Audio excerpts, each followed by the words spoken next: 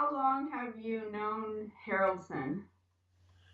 Well, I met him first together with my wife in 1987 in the ashram, and I had very close contact with him many times through the years after that until about 2008 or 9 or something like that, when I broke off contact. I think I must have been probably his closest confidant about Sai Baba throughout that period. Wow. He did have some other people who went with him here and there and supported his views, but they were not people who knew anything. They weren't inside the ashram. They didn't know much. So he was very reliant on me. And every time he arrived at my house or we met, he would say, "What's the news about Sai Baba?" Wow. And he would listen to everything, but he would sort of discount things. And after a long while, I began to realize that there was no go. He had an agenda, and that was that he was going to prove that he was right, that Sai Baba did do materializations, Hmm. so as to prove his paranormal investigations from the very beginning, where he declared in various forms and on various fora that parapsychological events were real, and he was investigating some of those which hadn't been adequately proven. The main one of which turned out to be Sai Baba's materialization miracles. He wasn't really interested in anything else but how and why Sai Baba did these things. During all that time, he visited us and stayed at our house, and we gave him a lot of hospitality several times during the 1980s and 90s, and I met him on frequent occasions, and 3 times in Priddy I was together with him. He didn't have contact with any other people in Priddy that I could notice, just the normal official contacts when you go and ask if you can have an interview and all that sort of thing, and the odd discussion with 1 or 2 people. But he was very much in and out, whistle-stop visits at that time. He had spent a lot more time there before when he'd carried out his interviews, but I wasn't there at that time. In order to reassure any doubters as to how well I knew Harrison, one could go to my blog, where I've published all the email exchanges we had over decades.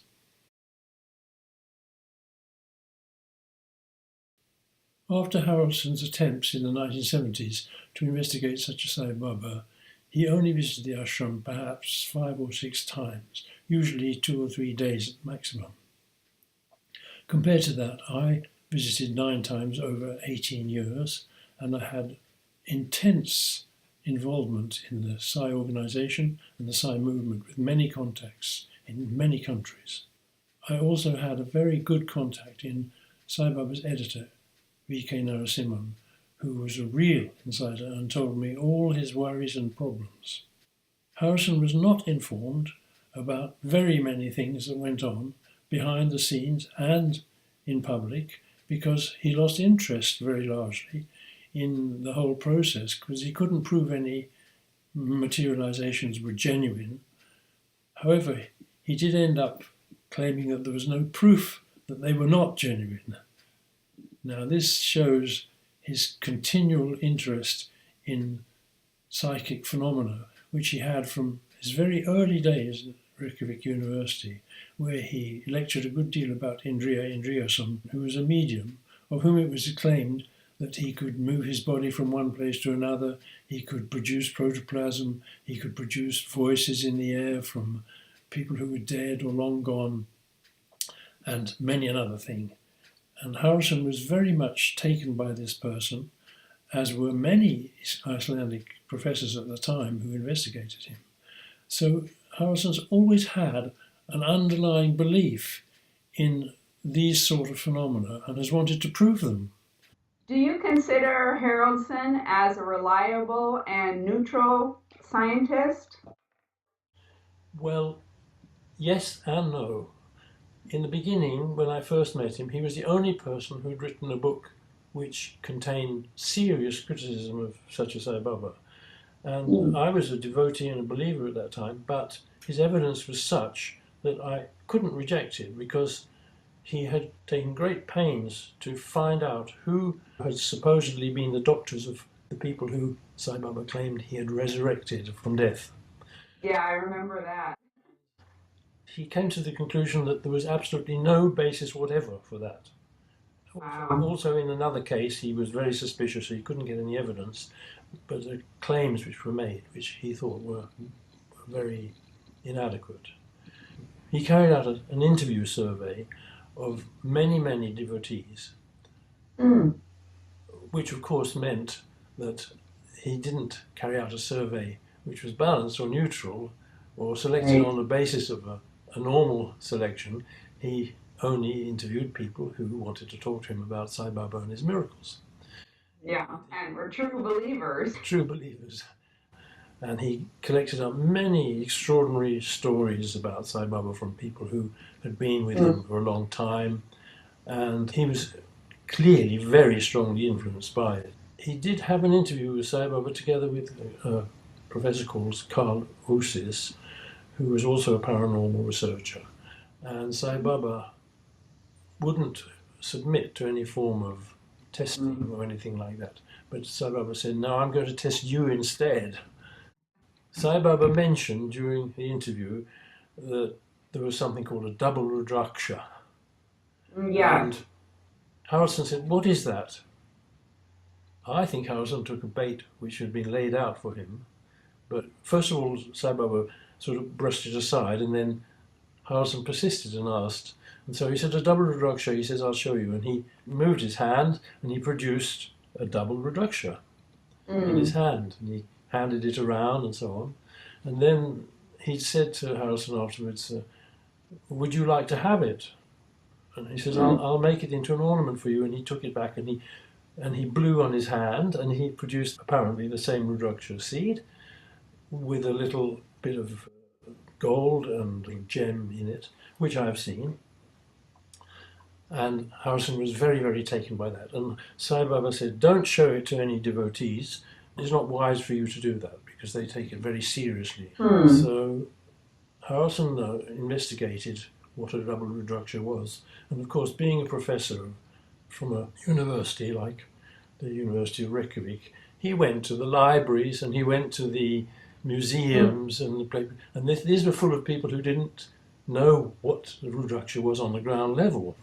He was told that they don't exist. We have one which is sort of malformed and that sort of thing.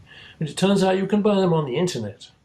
They're prevalent. That's what I thought too when I was there in Priddy, but they were everywhere. Haraldsson has not followed up on that. I've told him about that. No, he hasn't followed up on that. So he was taken in by that to begin with. Haraldsson and Osis claimed that they had visited stage musicians to learn the tricks of the trade. They'd only been a few hours here and there. Now, in order to learn the incredible things that can be done by people like Milton Erickson and Darren Brown, you need to study them for a long time. However, it's perfectly clear that Haraldsson did not have the savvy to notice that Sai Baba was putting his hand behind his cushion and all that sort of thing. Robert, do you believe that Haraldsson is a biased believer in Sai Baba's miracles? He definitely is now.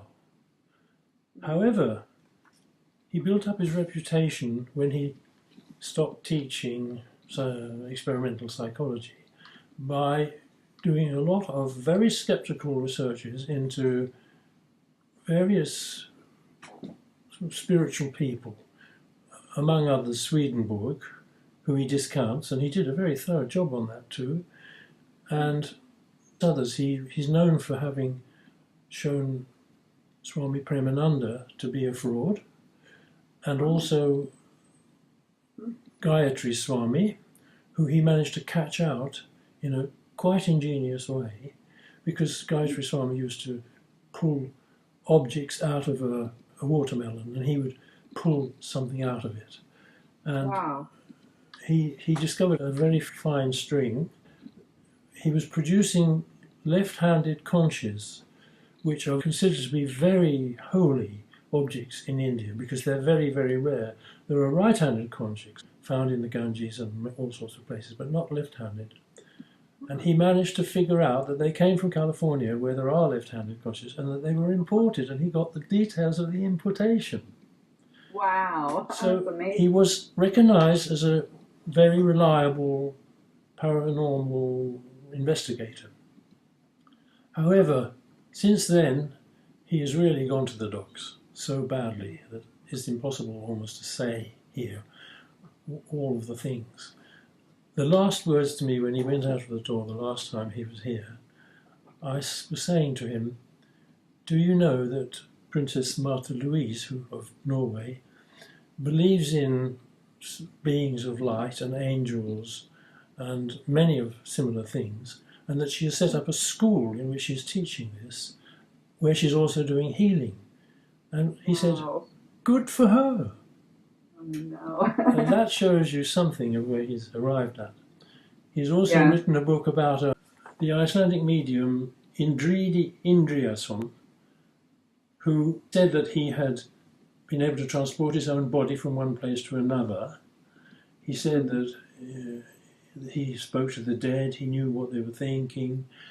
He produced ectoplasm in the medium sessions and things like that, and all those things. And he was a very controversial figure. But in Iceland, he was very, very popular, and professors of medicine and what have you went in favour of him. And so Haraldsson was very interested in that right from the beginning.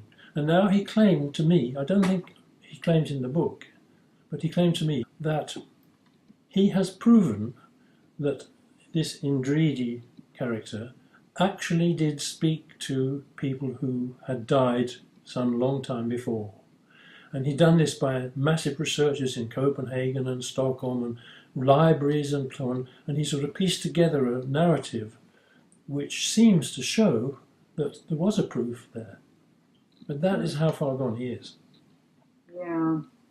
But he has, most of the time, been very correct in what he said. He doesn't say everything he thinks. And this I found out, of course, because he wants to keep his reputation as a neutral scientist as far as possible. But it's so evident to me that all the way along he has been a believer in paranormal, parapsychological things which exceed anything that I can believe in, even though I can believe in quite a few. But he feels probably now that he's in such a strong position because he's got so many cronies round about in the parapsychological world. There are various universities which have got parapsychological departments, pseudoscience departments, that he can stand forth and say that, because there's also a very large public who want to believe in reincarnation, which he does, and things like that. And of course Sai Baba's materialization miracles will prove that there's another world. He believes there's another world, other realms. It's obvious. Another disturbing and wholly unacceptable aspect of Haraldsson's work is his relation to the sexual abuse allegations against Sai Baba. He told me early on that he knew of these accusations. He'd been told of it by servitors of Sai Baba in Prashantinilayam that he abused young boys. Now, he has never once spoken out about that in public, although I have documented what he has said through his emails and what he's told me. My wife and I continually tried to influence him to do something about this because he was not showing any duty of care. He was putting his own pseudo-scientific aims to prove materialization before telling what was known about Sai Baba.